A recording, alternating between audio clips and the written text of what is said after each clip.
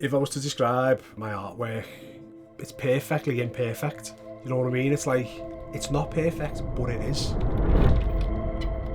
The collection is based on 6 rappers, past and present I suppose. The inspiration for it came from one night, me and my wife were sitting down to watch something on Netflix and we came across Kanye West's new documentary. And it was instantly, it was just like, bump, it just got me hooked. I'm interested in why you West ain't got it.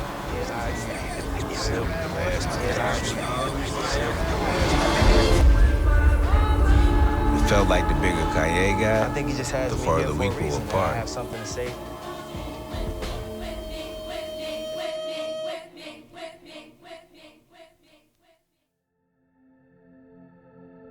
So that's where this whole rappers collection stemmed from. Literally watching a documentary on Kanye West, and then ever since then I've started like educating and learning more about each individual rapper. So whilst before I paint one person, I will watch stuff, I listen to them music wise, I listen to interviews, I watch documentaries. I just need to know about them, so I've got more of a connection whilst I'm actually painting them, rather than me just going in and just painting somebody who I don't really know about but I've seen the face. I like to have some sort of connection with each person that I paint. One of them is Biggie Smalls, and another one who I was not aware of, to be honest, Slick Rick. He was introduced to me by my coach, and he was like, you need to, if you're painting anybody, you've got to paint Slick Rick. So when I seen a picture of him, I was like, oh, he's so paintable. He's got all the jewellery, the chains, big massive heart, a patch on his eye. It was just instantly like, I need to paint him as well.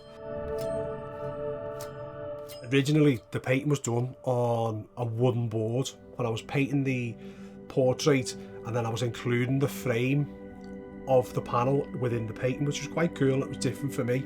Half the painting was done with brush, and then the pink, electric pink side of it was done with a palette knife.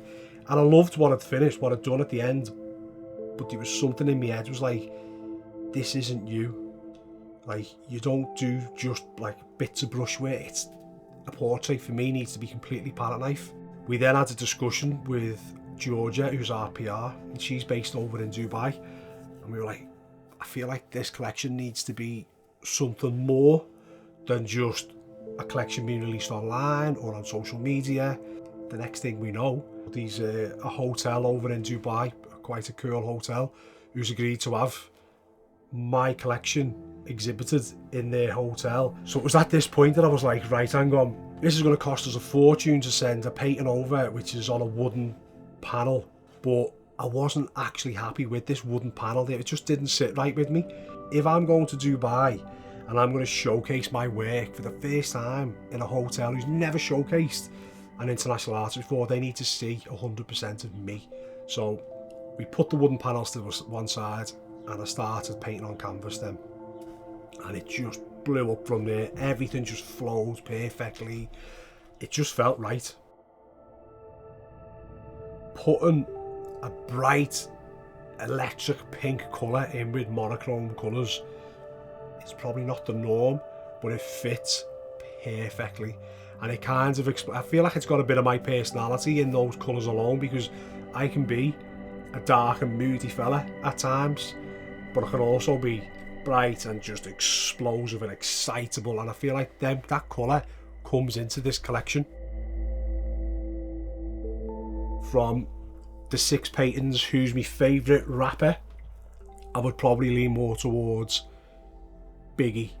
There was just something about his whole persona, just the way he was. And maybe, you know what, maybe because he wasn't your average rapper, he wasn't like muscle bound or anything, he was a big fella, weren't he? When I'm painting, quite frequently I'll paint people who are alive, and I'll paint people who have passed away, and there is different emotions for each painting you do. If it's somebody who's alive, you've always got that feeling of like, what happens if they get to see this painting that I've done? What happens if they buy it? And you know, with the power of social media now, even simply them liking or commenting or reposting it for you, it's quite a nice feeling. When you're painting somebody who's passed away, yeah, it's a little bit more, I can't think of a word to describe it, but there's a little bit more feeling I think goes into it, because you want to do them justice as well. So painting somebody like Biggie was, yeah, it was emotional, especially because I've watched documentaries on him and it gets quite heavy. So then I feel like I'm taking them emotions on board, and somehow hopefully they're within the painting and the viewer can feel that. And I don't know, that might sound like to some people, oh, behave, you're just being a stupid artist talking stuff like that. But for me, it's not. It's like, if you can't feel nothing in one of my paintings, then I'm not doing my job right. I'm not painting right. And I genuinely feel like each one of these paintings that you see, to be honest, they should sing to you. Any problems or any distractions in the world, I leave outside that studio door and I'm in here and I can just let go of everything. So quite often I could be painting for 6 hours straight and not remember a single thought that's gone through my head in that time. I'll just zone out completely. At that point, you forget being a dad or a husband or a son or a brother. There's nothing, you're just nothing. And I feel like to get to that stage in your mind, it's just, that's living.